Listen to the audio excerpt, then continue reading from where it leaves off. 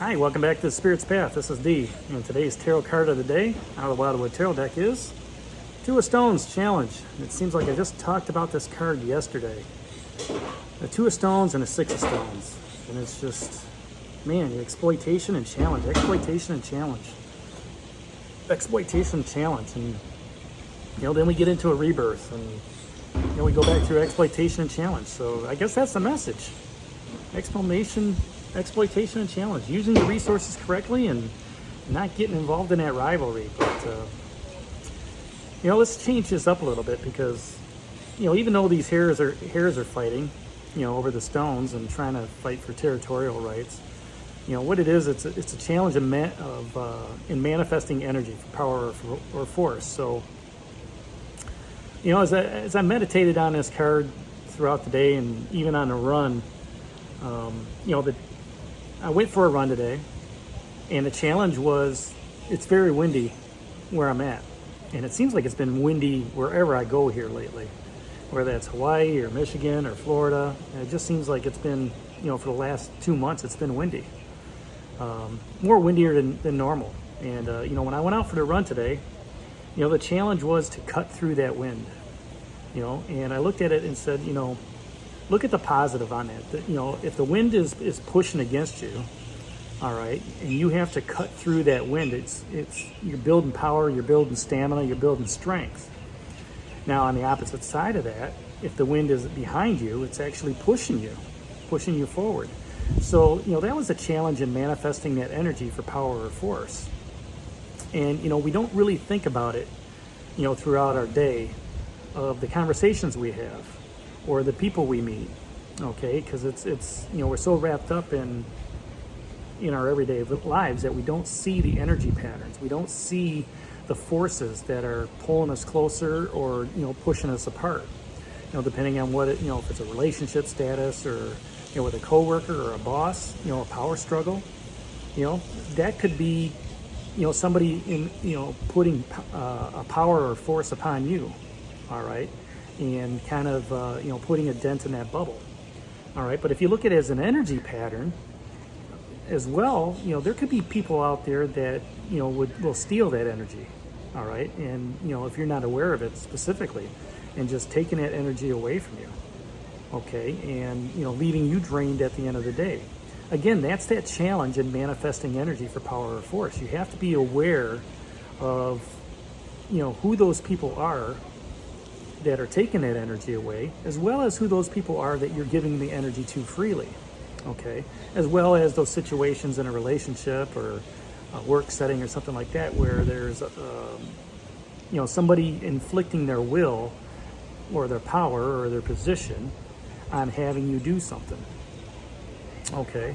Because, what happens, and, a lot of times what happens in turn is, if you feel slighted, you go out there and, kind of take it out upon, maybe somebody puts you in a bad mood. All right. You came in a good mood and somebody puts you in a bad mood, and, that person won because they manifested that energy for their power or force and changed how you think, or changed your power and your energy. All right. But with stones being earth energy, you can get a lot of energy just by becoming grounded. All right, you listen to some of these manifestation tapes or meditation tapes, and I was listening to one last night, and right off the bat, sit in a chair, put your feet down on the ground, and envision, white light coming in through your crown chakra, going into your feet, and imagine that energy, as roots, and your roots are growing in the earth chakra. And you're drawing that energy up out of Gaia. You're drawing that energy up out of the roots, okay, out of the earth. And, that's your strongest force that's your strongest element of gaining some sort of power or force, okay? Because you're drawing on the earth energy for that energy, okay, if that's making sense. All right, at the same time that you're doing it, you're kind of replenishing your stores. Now you can go ahead and get that energy by standing out in the sunlight, okay? And the sunlight is, to me, it's fire energy. All right, you can get that that energy by, like that Eight of Vessels rebirth, by bathing yourself in the pool, right? And being reborn with a water energy. You could also be, sitting on your deck, just enjoying the breeze coming through. There's air energy, okay? And, so you can replenish your energy patterns with all that. Now, years ago, I remember when I was out biking the Big Island, and, a friend of mine, asked me to come out to his living room. And we walked a mile and a half out on this lava field and sat out on the ocean, out on the lava, out on the ocean.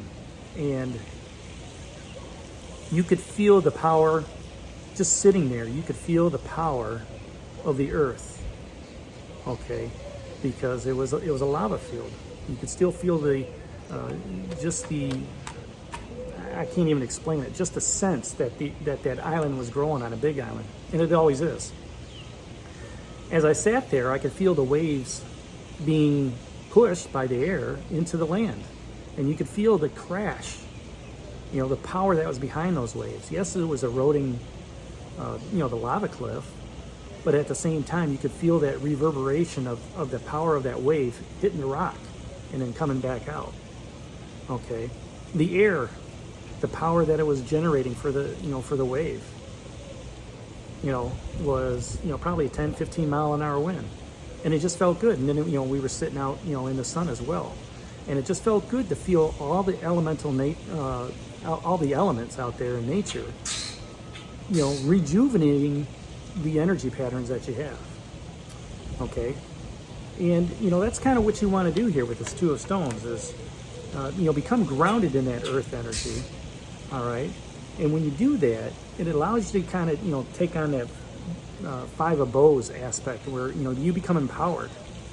All right. You become empowered to, face whatever challenge that is.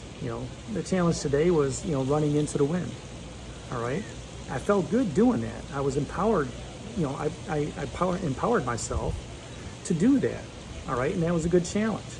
All right. Now, that's on a run, in a relationship aspect.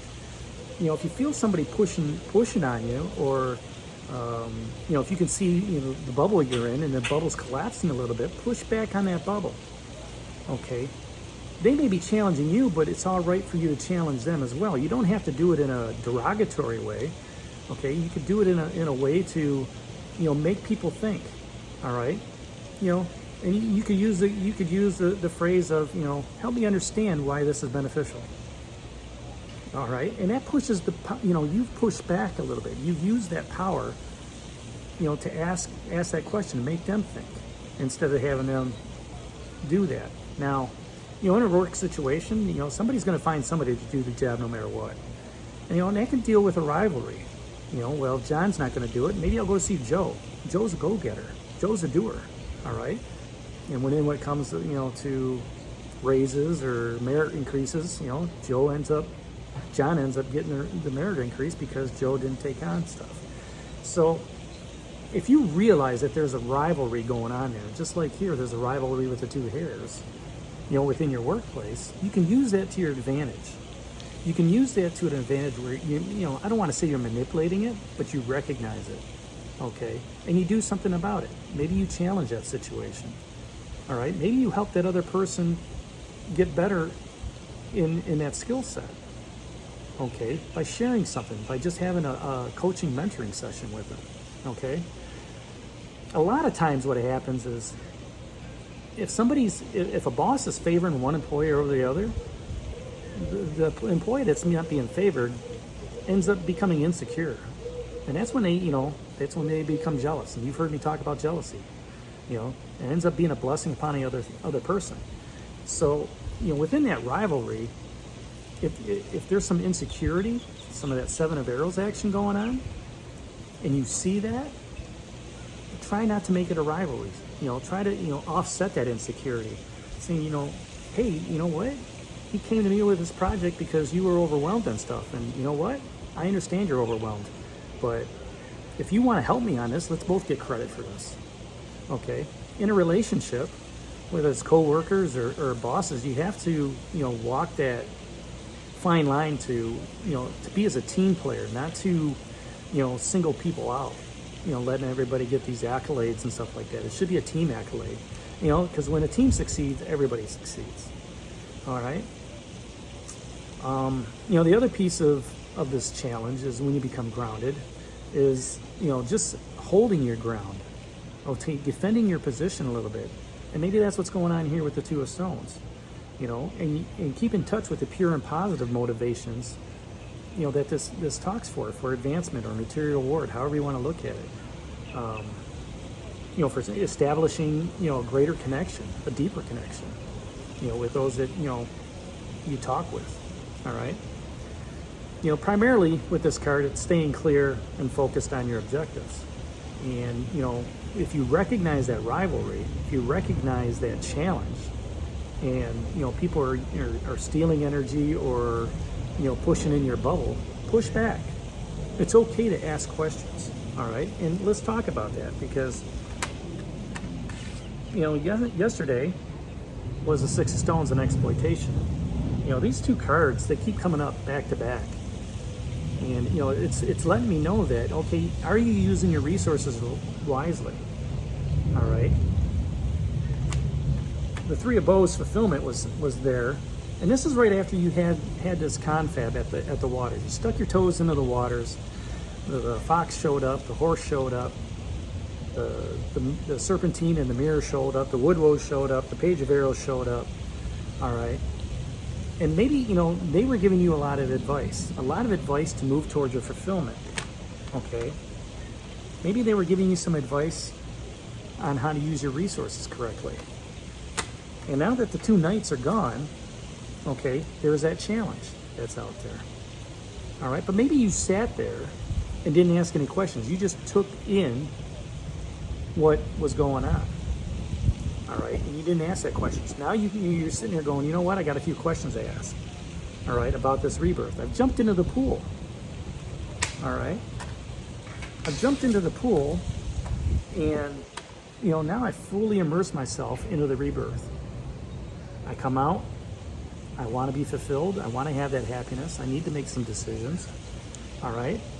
Dang, those knights left. I wanted to ask him about, at least the fox on the resources. What resources will I need on my journey up, coming up? Or maybe asking the fox and the horse, both those knights, the Knight of Arrows and the Knight of Stones. Of, what?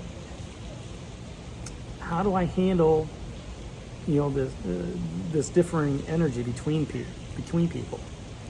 Maybe that's a question you're thinking about now, and you're saying, you know what? Dang, I wish I would have had that chance to ask. Well, you do, okay, because you got the Page of Arrows still sitting here. And the page is asking you, what do you need to overcome? Okay? And you're thinking to yourself, okay, what do I need to overcome with my resources? And maybe now, instead of looking at that challenge, you're saying, okay, Mr. Page of Arrows, Mr. Wren, help me understand the resources I need to take on my spiritual journey. Help me understand how to handle the challenges that are about to face. Before, you were just sitting there listening to their advice. Now it's an opportunity to ask that question, right? In doing so, you gain respect. That Nine of Bows, the wood woes. The wood woes is listening too. Maybe you ask that just a general question out there to talk to these people.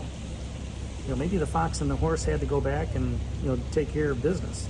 But you still have these three cards, these three people to ask that question of. And the wood woes looks back and says, you know what?